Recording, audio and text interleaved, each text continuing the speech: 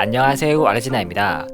오늘은 스마트폰 스펙을 비교 분석하는 컨텐츠를 처음으로 한번 준비해 봤습니다. 전자기기를 고를 때는 스펙만 잘 읽어봐도 반은 먹고 들어가는데요. 스펙을 제대로 알아보려면 상당히 어려워서 다들 스펙을 잘 안 보시죠. 그래서 제가 대신해서 스펙을 쉽게 해설해 드리겠습니다. 이런 스펙 분석을 원하는 분들이 많으면 앞으로 쭉 연재를 해볼까 싶네요. 제가 처음으로 스펙을 뜯어볼 모델은 삼성 갤럭시 노트 20 시리즈입니다. 이번 노트 20 시리즈가 스펙 급 나누기로 말이 참 많죠. 그래서 얼마나 차이가 있나 싶어서 스펙에서 중요한 포인트들을 비교해 봤습니다. 물론 노트 10 시리즈하고 비교가 필요한 부분들에서는 부분적으로 같이 언급하도록 하겠습니다. 일단 제일 중요한 건 역시 가격이죠. 자급제 기준으로 노트 20는 119만원이고 울트라는 145만원입니다.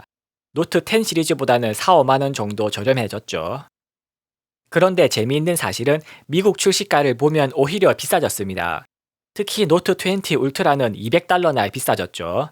이건 노트 20가 저렴해졌다기보다는 애초에 노트 10이 우리나라에 출시된 가격 자체가 너무 비쌌다고 보는 게 맞겠습니다.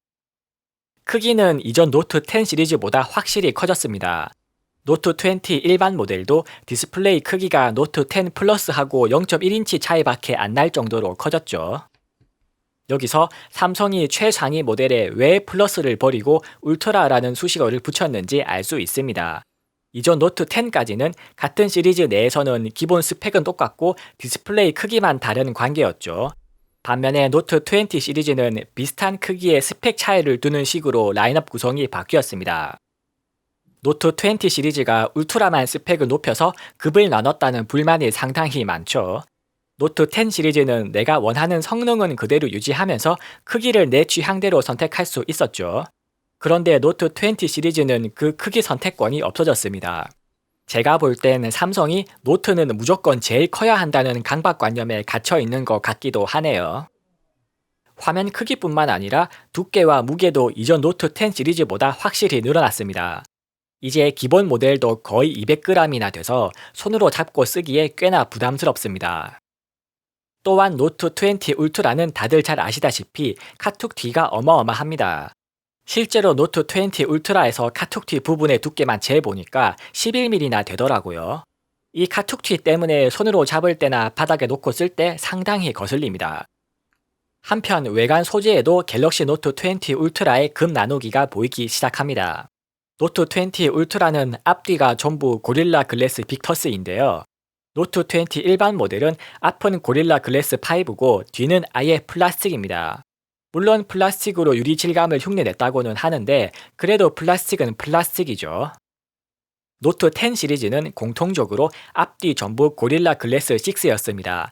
그러니까 노트 20 일반 모델은 앞은 이전보다 더 이전 세대 글라스를 쓰고 뒤는 그나마도 없이 플라스틱이죠. 이러니까 노트 20가 갤럭시 A91 위드 S펜 같은 이름으로 놀림을 당하는 겁니다. 그에 비해 노트 20 울트라의 디자인은 카툭티만 빼면 스타일 자체는 상당히 만족스럽습니다. 심지어는 갤럭시 버즈 라이브하고 깔맞춤도 할 수 있죠.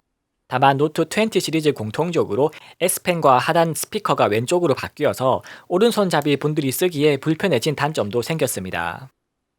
한편으로는 노트 시리즈의 상징인 S펜에도 급 나누기가 있습니다. 갤럭시 노트 20 울트라의 S펜은 반응 속도가 최대 9ms입니다. 반면에 노트 20 일반 모델은 S펜 반응 속도가 훨씬 느린 26ms죠. 물론 이것도 노트 10보다는 2배 정도 빨라진 거긴 한데 울트라보다는 거의 3배가량 느립니다.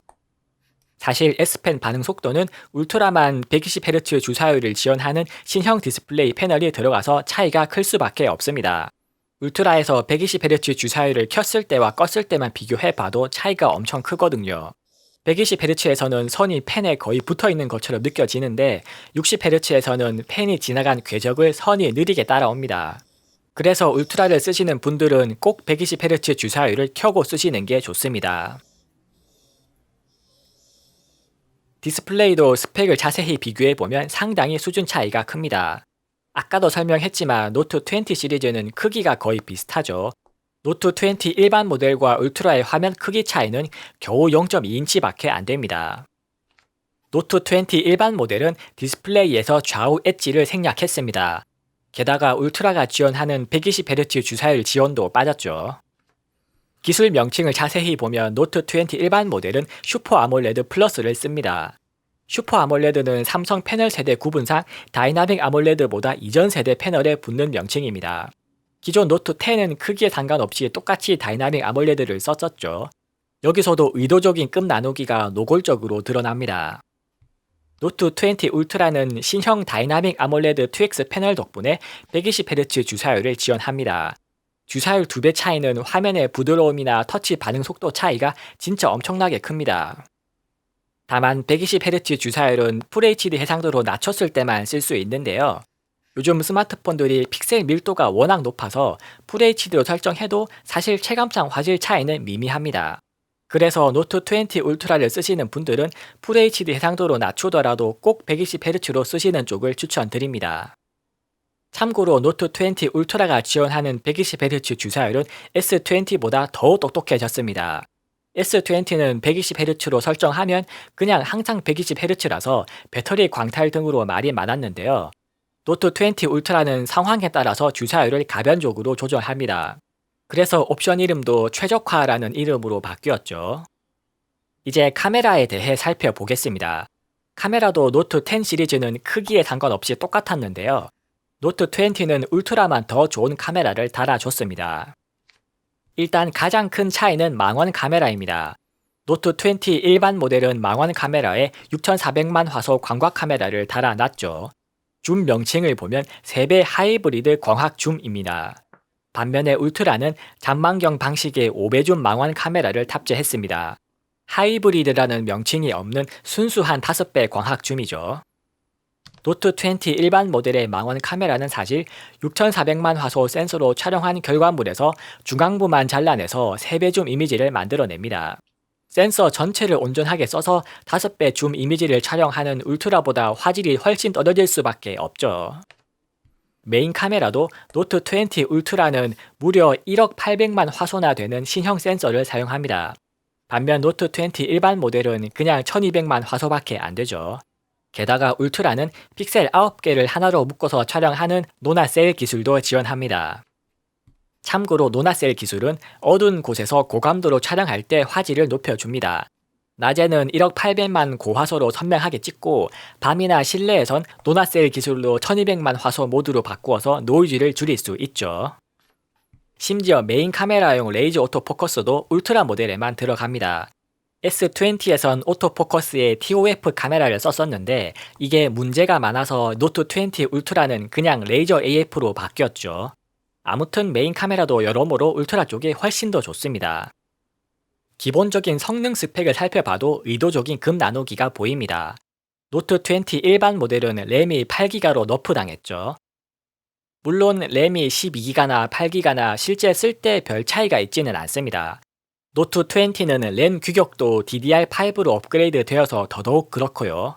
그래도 똑같은 플래그십 라인인데도 이전보다 급이 떨어지는 느낌은 어쩔 수 없죠. 참고로 AP는 S20에 이어서 이번에도 퀄컴 스냅드래곤이 들어갔습니다. 노트 20 글로벌 버전은 삼성 엑시노스 990이 들어가는데요. 우리나라 소비자들이 스펙에 민감한 특성을 감안해서 그냥 엑시노스 990보다 훨씬 성능이 좋은 스냅드래곤 865 플러스를 넣어줬네요. 그런데 우리나라 내수 모델에서는 최상위 모델에서도 512기가 모델이 없다는 점이 논란이 되고 있습니다. 해외에서는 분명 노트 20 울트라의 512기가 옵션도 선택할 수 있거든요. 이건 아무래도 제품 소비자 가격을 심리적인 저항선인 150만원을 넘기지 않으려는 꼼수 같습니다. 아니면 이전 제품들의 판매량을 분석해보고 어차피 안 팔리는 용량이라 판단해서 생략했을 수도 있고요. 이러나 저러나 512기가 모델을 다른 나라도 아닌 홈그라운드인 우리나라에 출시하지 않은 점은 까여도 할 말이 없긴 하네요. 이제 남은 부분은 고속충전 속도 스펙 정도네요. 이전에 나온 노트 10 플러스나 S20 울트라는 45W 고속충전을 지원합니다. 그런데 노트 20 울트라는 최대 25W로 스펙이 오히려 떨어졌죠. 사실 45W나 25W나 실제로 써보면 체감적으로 차이가 그리 크지는 않습니다. 하지만 플래그십 제품은 상징성도 무시 못할 요소이기 때문에 이런 식으로 스펙이 오락가락하는 모습이 결코 바람직하지는 않습니다. 지금까지 노트 20 시리즈의 스펙에 대해 자세히 살펴봤습니다. 이런 스펙 분석 컨텐츠가 이번이 처음이라서 다소 미흡한 점들이 있을 수도 있는데요. 댓글로 의견들을 남겨주시면 다음 영상에서 반영해서 더욱 좋은 컨텐츠를 준비하겠습니다. 영상 초반에도 강조했다시피 노트 20 시리즈는 이제 크기로만 차이를 내는 게 아니라 비슷한 크기에서 스펙으로 차이를 나누고 있습니다. 그래서 동등한 플래그십 성능에 크기만 상대적으로 작은 모델을 쓰고 싶은 분들의 선택권이 없어졌죠.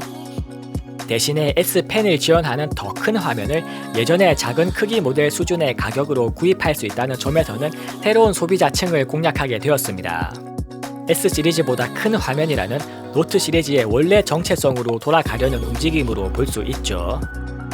사실 노트 10 노멀 모델까지의 6.3인치가 원래 노트 시리즈만의 대형 사이즈였습니다.